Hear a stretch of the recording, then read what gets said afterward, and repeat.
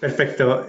Gracias, Patricio. Y ahora vamos al último bloque, ya terminando este conversatorio que ha estado bastante interesante, muchas perspectivas, puntos de vista, visiones desde los diferentes contextos, pero lo entretenido de esto es que nos vamos dando cuenta que por muy lejano de repente que sentimos que estamos, por un lado Colombia, Costa Rica, Chile, México, etcétera, y así quizás colegas de Perú, Bolivia, Brasil, Argentina, Uruguay, etcétera, nos vamos dando cuenta de que la pedagogía trasciende y encontramos ciertos patrones que compartimos respecto a cuáles son los focos que hay que tomar, independientemente que quizás nuestros enfoques curriculares y metodologías y nuestros contextos varíen, vamos encontrando patrones similares, lo cual es bastante interesante. Y justamente en eso, en ese sentido, es que nosotros abrimos durante un par de semanas un formulario para que profesores y profesoras en diferentes, o profesionales de educación en diferentes partes de Latinoamérica, nos enviaran sus preguntas. Y finalmente, obvio por temas de tiempo, tuvimos que seleccionar solo tres, que vienen de Perú, de Costa Rica y de Chile, y que vamos a estar pidiéndole como modo de cierre a nuestra expositora y a nuestro expositor que nos puedan ir comentando algunos pensamientos breves finales respecto a estos puntos para poder darle respuesta a estas dudas que nos llegaron desde diferentes partes de Latinoamérica. Primero, el profesor Pedro Apolinario de Perú, él es director de una escuela pública en Perú, y él nos mandó esta pregunta, nos dice, ¿cuál consideran es el impacto en el desarrollo emocional y psicológico de los estudiantes en esta contingencia? Y pregunta cómo deberíamos abordarlo. Entonces, es una pregunta bastante amplia, pero algunas ideas le podemos dar al profesor Pedro. Me gustaría que Giselle quizás le pueda dar algunas palabras al profesor Pedro, director de una escuela en Perú, respecto a esto, de qué hacemos con esto, con los aspectos emocionales y psicológicos del estudiante en este contexto de pandemia. Bueno, primero darle un saludo al profesor. Realmente es una pregunta amplia, compleja.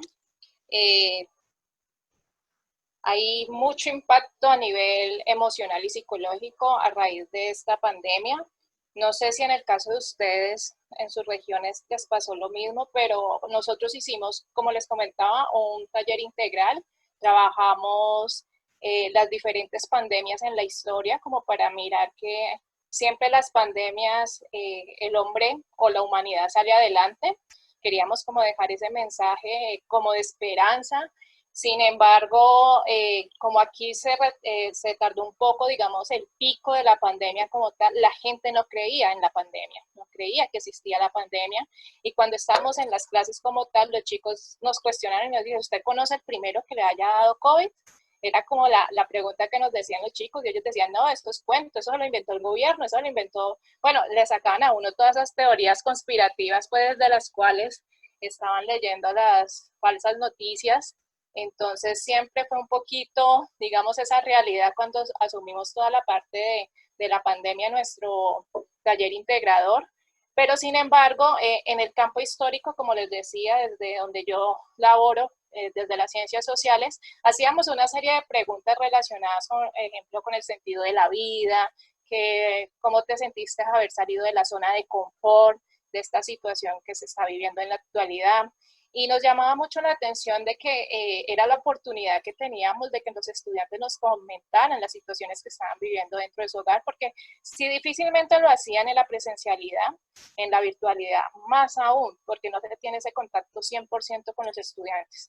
Entonces, una de las estrategias que yo creo que pueden ser válidas es precisamente contextualizar esos talleres o esas clases con la realidad que en este momento los chicos están viviendo, porque es de esa forma que ellos se acercan un poco más a contarnos esas experiencias que están viviendo dentro de sus hogares como tal.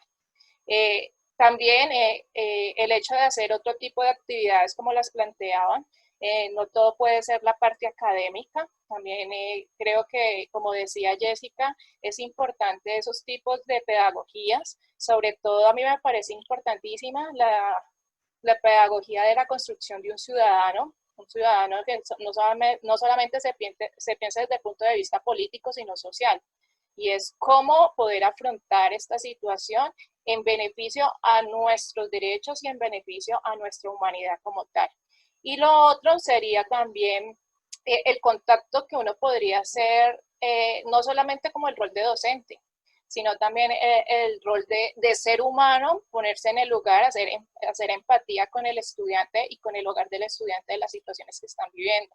Hay situaciones, por ejemplo, que se está viendo violencias de género, violencias intrafamiliares que se están prestando demasiado precisamente por la cuestión de la cuarentena. Entonces son situaciones que uno sabe que debe rastrear a través de las actividades que pone en contexto como tal. Muchas gracias, Giselle. Y bueno, Jessica nos estuvo recién comentando varios temas respecto al tema de la emocionalidad del proceso formativo, de cómo muchos aspectos valóricos se influyen también en esto. Entonces, Jessica, ¿tú qué palabra le daría al profesor Pedro Apolinario de Perú respecto a esta pregunta que le hace sobre cómo abordar este tema emocional en los estudiantes en este contexto de pandemia? Bueno, gracias. Sí, igualmente saludar al profesor, ¿verdad? Sin duda alguna hay un impacto emocional y psicológico importante. Este componente, ¿verdad? Emocional que he mencionado, aprendemos en comunidad como tipo un ecosistema, ¿verdad? Donde socialmente estamos interactuando y al haber este cambio, evidentemente se resiente no solo por el poco contacto físico o el podernos ver ya no, ¿verdad? A través de una pantalla, la necesidad también afectiva, ¿verdad? De expresión, de emociones, de afecto, de abrazo, ¿verdad? De esto, evidentemente, pues es un impacto, ¿verdad?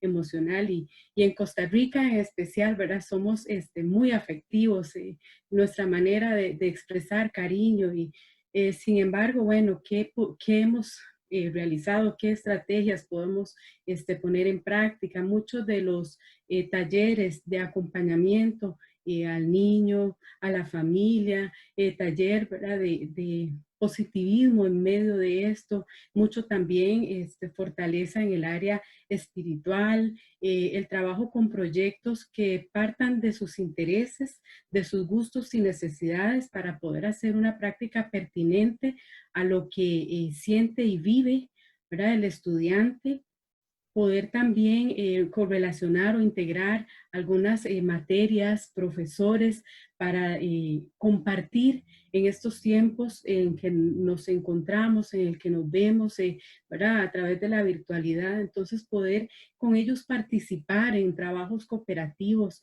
¿verdad? Donde aporten todos, donde tratemos de compartir, ¿verdad? En medio de lo que estamos pasando, pero sí de generar estos espacios, de generar estos vínculos tan necesarios, porque el aprendizaje era parte de un vínculo y es significativo a partir de eso, y que tan significativo sea el docente que está ahí, ¿verdad? Detrás de la pantalla, que tan significativo sea para mí, ¿verdad? Entonces, es ir promoviendo este tipo de actividades distintas para poder generar vínculo, para poder generar emoción, para poder sustituir de alguna forma, que no va a ser para nunca la adecuada, pero esta parte afectiva, esta parte de contacto, cargar las experiencias de emocionalidad, ¿verdad? Como mencionaba antes, mucho el tema artístico y creativo y demás, son espacios de expresión, son espacios de liberación también. Entonces, sí, sin duda, ¿verdad, profesores? Es bastante el impacto y todavía pues nos falta mucho y vamos a tener que trabajar post pandemia en esta, ¿verdad? Refuerzo emocional, en este compartir, en este interactuar y generar experiencias, ¿verdad? Para sanar y para vernos e interactuar, considero que es parte importante. Muchas gracias, Jessica. Y justamente la siguiente pregunta es de una compatriota de Jessica, nos llega de Costa Rica, de la profesora Fabiola Cordero, que es una profesora de arte en Costa Rica. Y la profesora Fabiola pregunta, ¿creen que la educación se redefinirá post pandemia considerando el uso masivo de tecnología?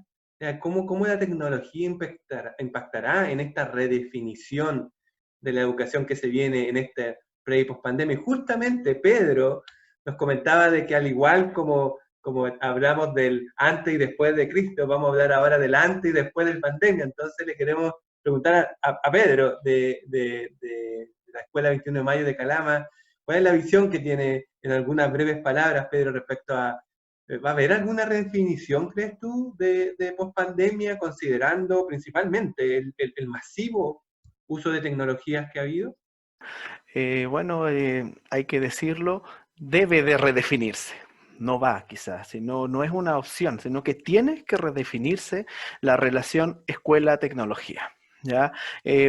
Tenemos que fortalecer nuestra instrumental didáctica como profesor, tenemos que ver esto como una oportunidad tremenda, porque tú cuando entras al mundo de las tecnologías te vas a dar cuenta de las oportunidades que estas te van a entregar. Es increíble como un perfil de Facebook puede ser el mejor blog para poder unir a tus estudiantes, ¿cierto?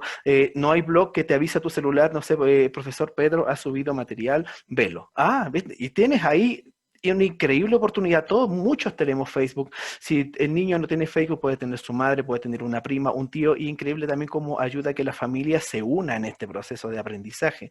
También vemos al WhatsApp como una herramienta importante para optimizar las redes de apoyo. Ya apoderados se están ayudando, entre ellos niños se están apoyando, tanto en aprendizaje como también en algunas situaciones que pueden ser más internas, más íntimas como familia. Y también podemos optimizar la información mediante esto. También podemos ver el YouTube. Increíblemente tú puedes compartir material directo a tus niños, subirlo a este blog de Facebook que muchos le tienen terror, y es verdad, pero es muy buena herramienta. Los niños, los apoderados entienden, los niños si ven un video simple, un video que ellos pueden entender mejor, pueden guiar a sus estudiantes. Ya, a verdad, no, a sus hijos, a sus primos, de repente vemos hasta hermanos que apoyan a sus hermanos más pequeños, o a tíos que también apoyan.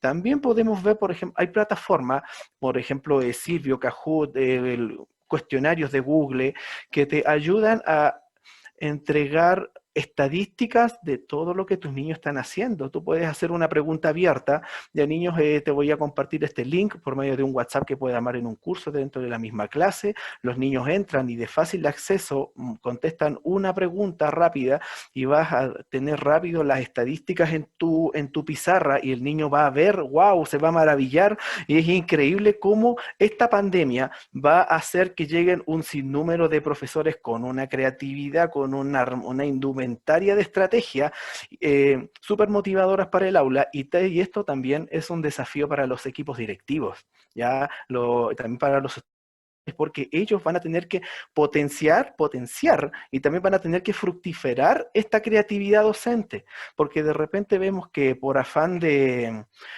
institucionalizar o delinear didácticas, a veces podemos llegar a coartar o a mitigar esta creatividad. Tenemos que tener ese ojo, vamos a llegar con profesores muy creativos, vamos a ver a alumnos que van a echar mucho de menos su escuela porque van a haber entendido que el mejor lugar para aprender, el mejor lugar para crecer, el mejor lugar para estudiar es la escuela. Muchas gracias, Pedro, y muy interesante lo que comentas respecto al rol de los directivos. Y no solo el rol de los directivos, sino también el rol de las autoridades públicas en educación, que finalmente también determinan mucho de lo que sucede en las escuelas, sean privadas, sean públicas, etc. Entonces, un poco cerrando este conversatorio que ha estado extremadamente interesante, y también considerando que este mismo conversatorio lo organiza una autoridad pública en educación, una Secretaría Regional de Educación, hay una pregunta justamente pertinente a eso de una profesora y psicopedagoga de Chile, la psicopedagoga Karin Lizana, que pregunta, por ejemplo, ¿cuál es el rol de los gobiernos para impulsar la educación que se viene post pandemia? Entonces, como la profesora se llama Karin Lizana, queremos aprovechar inmediatamente de hacer la pregunta a Karin. Karin, ¿qué opinas tú respecto a esta pregunta que hace esta psicopedagoga chilena respecto a, sí, muy bien, todo en la sala de clases, ya, pero qué pasa a nivel de gobierno post pandemia? ¿Cuáles deberían ser las autoridades? Hablemosle a los ministros, a los alcaldes, a los que se traen. ¿Qué responsabilidad tienen ellos en el post pandemia? Bueno, Sin duda, nosotros los profesores, ya lo dije en alguna de las respuestas anteriores, podemos hacer mucho desde nuestra vocación y desde nuestras propias manos, digamos, por los aprendizajes de nuestros estudiantes y de nuestras estudiantes. Pero esto requiere una fuerza mucho mayor y desde ese punto de vista el rol de los gobiernos para impulsar la educación es fundamental y es trascendental. O sea, si no existen políticas públicas, educativas que fomenten todo lo que hemos dicho en esta conversación, esto no va a tener fruto. Desde allí que es muy importante también que los gobiernos de cada uno de nuestros países en Latinoamérica escuchen a los docentes y a las docentes porque son ellos los que más saben de educación, porque han tenido que vivir en sus propios cuerpos, digamos, y en su propia emocionalidad y en su propia pedagogía, todas las circunstancias que han enfrentado frente a la educación en pandemia, digamos. Por esa razón, también valoro mucho lo que ha hecho el gobierno en nuestro país, porque ha generado una especie de priorización curricular que en algún sentido de repente, claro, también me hubiera gustado que hubiesen sido más bien núcleos de aprendizaje, pero esta priorización curricular que se produce desde el gobierno en nuestro país genera precisamente varios puntos importantes que tienen que ver con justamente el derecho a la educación de calidad que se ha sustentado, es decir, la priorización curricular que ha gestado el gobierno de nuestro país tiene que ver con el derecho a la calidad de la educación, pero también se basa en leyes que fomentan justamente la Ley General de Educación, pero también los decretos 83, por ejemplo, que permiten que exista una educación inclusiva y que ponga enfoque a la diversidad. Y más que nunca, justamente en pandemia, se ha mostrado explícitamente la gran diversidad de escuelas, de profesores y profesoras y de estudiantes que tenemos. Por lo tanto, hay que hacer y poner en marcha este decreto más que nunca. Por otro lado, el gobierno también ha gestado que este currículum priorice ciertos objetivos de aprendizaje. A mí me gustaría en particular pedirles en este punto al gobierno, digamos, de nuestro país, que cuando genere esta priorización de objetivos también valore mucho más la profesión docente, en el sentido de que sean los propios profesores y profesoras que vean cuáles son los objetivos que realmente un curso o un colegio necesitan, porque efectivamente muchas veces estos patrones tan generales no se adecúan en la perfección con la heterogeneidad de escuelas y la diversidad de escuelas que tenemos en nuestro país. Y la priorización curricular seguramente va a ser una gran estrategia en nuestro país, que establecida por el gobierno de nuestro país, porque tiene que ver también con que trata de que así como se trata de generar toda un potenciamiento de la educación de calidad en Chile, también tiene que ver con cubrir a todos los niveles de la escolaridad en Chile. Y desde ese punto de vista, ha establecido también que la priorización curricular se establezca en la mayoría de las asignaturas, pero ha considerado, y en ese sentido me parece bastante pertinente, que la asignatura de orientación precisamente sea una asignatura que no se priorice, porque el gobierno de Chile ha visto cómo esa asignatura llamada de orientación fomenta el desarrollo integral de los estudiantes y también desarrolla, ¿no es cierto?, el desarrollo personal y afectivo y social, que lo ha dicho también la UNICEF, ¿no es cierto?, que lo ha pedido a la institucionalidad en general en Latinoamérica. Y por lo tanto, desde ese punto de vista, me parece a mí que el gobierno por lo menos está teniendo estas intenciones públicas que van a atravesar y que atraviesan todo el currículum nacional. Y desde ese punto de vista, por lo que se plantea en esta nueva priorización curricular, se releva también las competencias emocionales, que ojalá que no solo sea para el año 2020 y 2021, que está caracterizando la priorización curricular, sino que se establezca en una medida transversal y pública que afecta a todas las escuelas post pandemia, digamos. O sea, que esto de la transversalidad, que esto de las competencias, que esto de fomentar el trabajo integrado, se produzca post pandemia también y que esté como centro del foco de las políticas públicas, tanto del currículum nacional como de las políticas evaluativas en nuestro país.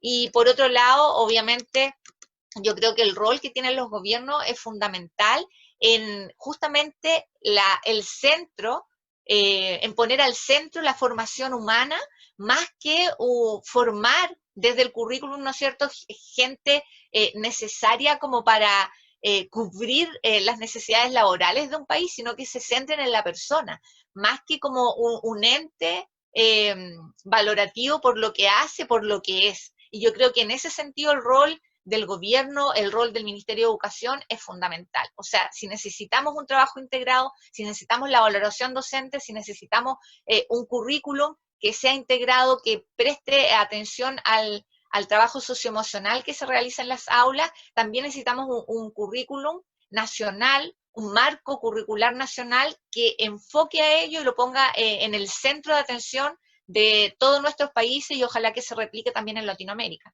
Muy interesante respecto a cómo comentaste un concepto que ha sido clave y un proceso que ha sido clave, que es la priorización curricular, que justamente viene un poco a transformarse en un instrumento que ayuda de alguna manera a los profesores para poder enfrentar esta pandemia desde qué cosas pongo más énfasis en este momento que efectivamente no voy a poder cubrir todo. Pero lo interesante y lo que me han conversado muchos profesores y profesoras ha sido, ¿es necesaria tanta contenido ahora que nos damos cuenta que se focaliza en otros?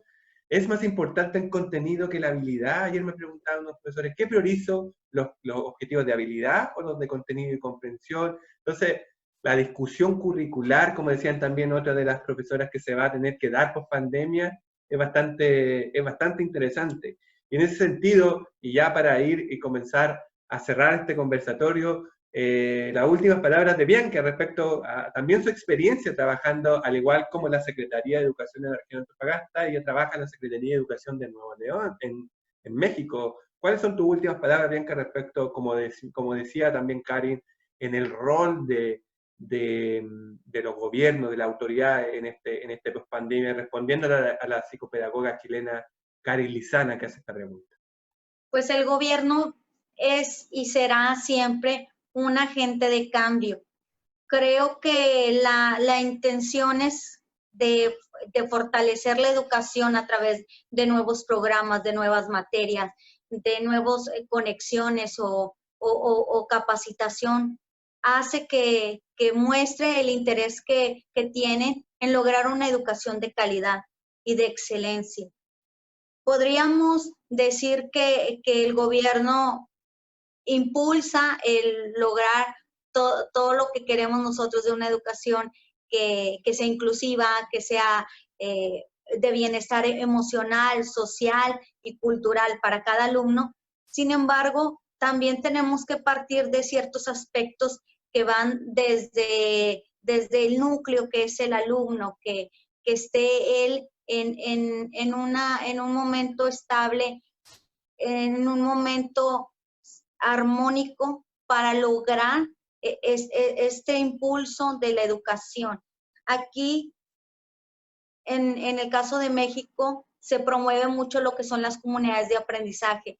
Y la verdad estoy muy orgullosa que el gobierno de alguna forma esté tomando este tipo de proyectos y los esté tratando de difundir a más personas, porque es algo que ya vimos que está dando resultado y es algo que está impactando directamente tanto en el proceso académico como en el emocional del alumno.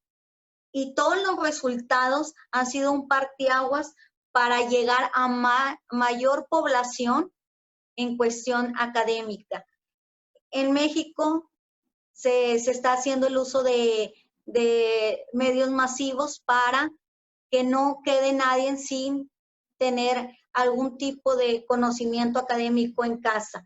Uso de televisión, de estaciones radiofónicas y también el estar usando cuestiones físicas como que los maestros asistan a las escuelas a pegar información para que los padres de familia tengan todo lo necesario para este nuevo ciclo escolar. Otra cosa es la creación de nuevas materias, de nuevos programas que sean muy prioritarios a lo que el alumno necesita el día de hoy, no ayer, no hace años, sino el día de hoy y lo que va a ocupar para el futuro. Entonces, estas materias hacen que la educación sea más holística.